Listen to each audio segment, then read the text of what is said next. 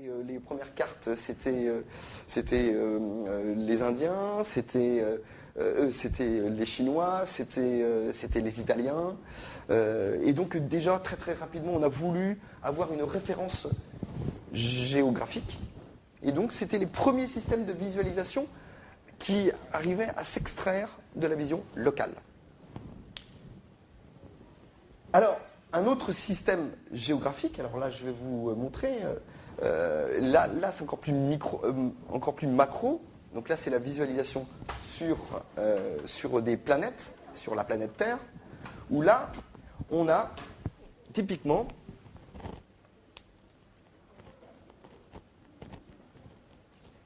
la FIFA qui vous donne une vision ici de la planète. Alors, je vais faire non merci.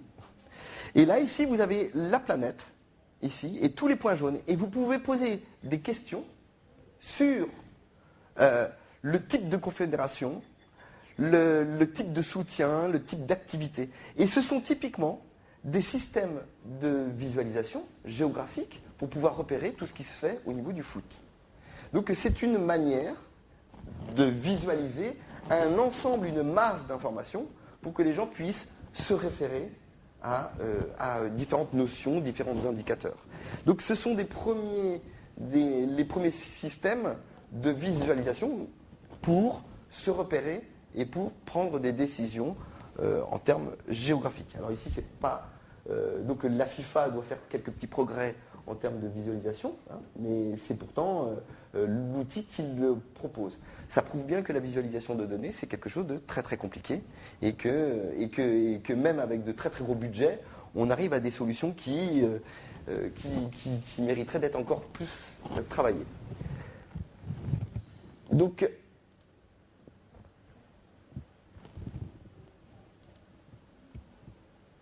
alors, je voudrais bien insister, hein, ce slide-là a été sponsorisé par le site web football.com. Hein, c'est bien, en fait, pour montrer que le football est porteur d'idées sur la visualisation d'informations. Alors, maintenant, je vais passer à un autre niveau. On a vu la visualisation géographique, maintenant sur la visualisation des données numériques. Alors, les premières images que l'on peut découvrir hein, sur... comment on va faire un rapport sur différentes mesures. Eh bien, autrefois, on pouvait les décrire de cette façon-là. Et donc, ça nous paraît un petit peu confus, mais déjà à leur époque, c'était une manière de visualiser des informations numériques, de faire des formes géographiques pour que tout le monde puisse se repérer par rapport à différentes notions. Mais vous voyez qu'il y a quand même un certain niveau de complexité. C'est-à-dire que tout le monde ne peut pas interpréter la même chose sur ce style de planche. Alors, l'idée, c'est que maintenant, on en arrive dans les entreprises à avoir des informations numériques de ce style-là. C'est-à-dire, c'était illisible. Et donc, on est confronté à cette problématique de visualisation dans les entreprises. Ce tableau représente un tableau d'entreprise pour prendre des décisions. Alors ici, vous avez au centre un indicateur, et autour, vous avez des axes d'analyse. Et il faut trouver dans cet ensemble d'informations quelles sont les données qui vont être pertinentes, qui vont pouvoir me permettre de dire, par exemple, pour le marketing, telle population achète fortement mon produit A et telle population achète fortement mon produit B. Donc c'est typiquement des tableaux de bord de ce style-là qui sont utilisés pour prendre des décisions. Mais vous voyez bien que le système de visualisation est pénible et qu'il va falloir passer un temps très long pour essayer de comprendre et d'interpréter ces chiffres-là. D'où l'intérêt de la visualisation. Alors, c'est un exemple, hein, une base de données. En fait, ce qui est le plus intéressant, ce serait ces 4 lignes-là. Et puis, si on fait des statistiques, eh bien, on va pouvoir les cibler et les trouver ici. Donc, déjà, les gens, en faisant des statistiques, vont essayer de retrouver de manière visuelle des informations qui sont dans une grosse masse de bases de données. Donc là, on attaque vraiment la problématique de la visualisation numérique. Et puis, les entreprises, alors depuis quelques années, il y a plein de software hein, qui sortent du marché Et donc ils vont pouvoir permettre d'extraire de ce tableau que je vous ai montré au début, plein de graphiques, des beaux graphiques, très très sexy, sauf que vous allez en multiplier le nombre et qu'il va falloir un temps de plus en plus infini pour pouvoir tous les lire, pour pouvoir tous les interpréter, pour qu'ils soient utiles au fonctionnement de votre entreprise. Donc il y a un paradigme ici, c'est qu'il y a une multiplication de l'information visuelle et donc une problématique pour l'homme à interpréter cette information-là. Et en plus de tous ces outils-là, on arrive à certaines aberrations. Vous voyez ici, ce sont les deux mêmes camemberts. Et ça, c'est le défaut qui est reconnu dans la data visualisation. C'est que si vous le mettez en perspective, vous voyez là, le vert apparaît plus gros. Et en fait, lorsque vous le mettez à plat, c'était le bleu qui était le plus gros. Vous voyez que même avec les outils de visualisation actuels, vous pouvez communiquer sur des idées fausses. Donc, même les tableaux de bord que l'on croit infaillibles peuvent vous apporter des raisonnements faux, des raisonnements subjectifs. Donc la visualisation, c'est vraiment un phénomène très très important, c'est un domaine très important pour éviter l'aspect subjectif de l'interprétation de l'information. Alors, tous ces tableaux de bord, il en existe. Alors ça, c'est un tableau de bord qui date de 1900 et quelques. Déjà à la main, il travaillait sur plusieurs tableaux de bord. Et puis là, vous en avez encore d'autres où les gens inventaient des systèmes de visualisation pour essayer de reproduire des mesures et pour donner à des gens qui doivent prendre des décisions, tiens, tel ou tel phénomène est plus important que d'autres. Et donc que vous voyez toute la combinatoire, toutes les possibilités de visualiser des tableaux de bord. Alors, il y a un nouveau phénomène qui arrive sur le marché, c'est que comme il y a trop de données,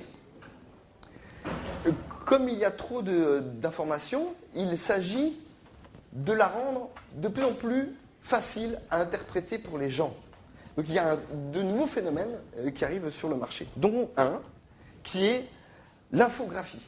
L'infographie, qu'est-ce que c'est? C'est des gens qui vont lire les données, qui vont les interpréter, qui vont passer beaucoup de temps, qui vont faire des statistiques sur les données, et ensuite ils vont écrire un scénario pour représenter des informations, et ensuite avec ce scénario, ils vont faire des films. C'est en vogue, ça existe depuis quelques années aux États-Unis. Il y a des entreprises qui font de plus en plus ça, c'est un rapport d'activité, un bilan d'entreprise, ou toute autre activité numérique, d'information numérique. Les gens ne vont plus faire de tableau de bord, ou de documents de 500 pages avec plein de courbes dans tous les sens. Ils vont faire un petit film pour représenter une grosse masse d'informations. Et pour que cette information-là soit utile à l'interprétation. Alors je vais vous passer la petite vidéo que vous avez commencé à entendre tout à l'heure. C'est celle-ci. La France, c'est le béret, le fromage, le bon vin, les cuisses de grenouille et le French cancan. Mais c'est aussi surtout des habitudes quotidiennes pour 65 350 181 Français. Chaque jour, en France, alors que l'on fume 153 millions de cigarettes, ce n'est pas moins de 180 personnes qui meurent du tabac. 900 Français sont victimes d'accidents médicaux dans les hôpitaux et les cliniques, et on prescrit 359 424 antibiotiques. D'un point de vue technologique, on échange 273 671 232 SMS contre 1,4 milliard d'emails. On compte près de 24 millions de connexions à Internet pour 2h15 de navigation en moyenne. On mange 32 millions de baguettes de pain et 1,5 million de sandwichs. On consomme près de 300 000 pots de Nutella et on boit 2 160 000 cafés. Il se vend 30 136 parapluies neufs, 413 698 tubes de dentifrice, 259 000 bics, 59 040 boîtes de pilules contraceptives, 6 027 voitures neuves. C'est 19 958 400 lessives qui sont faites et 9 763 200 kilos de déchets encombrants qui sont jetés sur les trottoirs. 18 356 touristes viennent visiter la Tour Eiffel, alors que 15 000 personnes préfèrent visiter le musée du Louvre. Pendant que 1 million de personnes vont chez le coiffeur, 5 Paris ferme, une bijouterie se fait braquer, 1,8 personnes se fait assassiner, 2 246 400 mètres carrés de terres agricoles disparaissent et un paysan se suicide. Côté cœur, 397 histoires commencent sur un célèbre site de rencontre.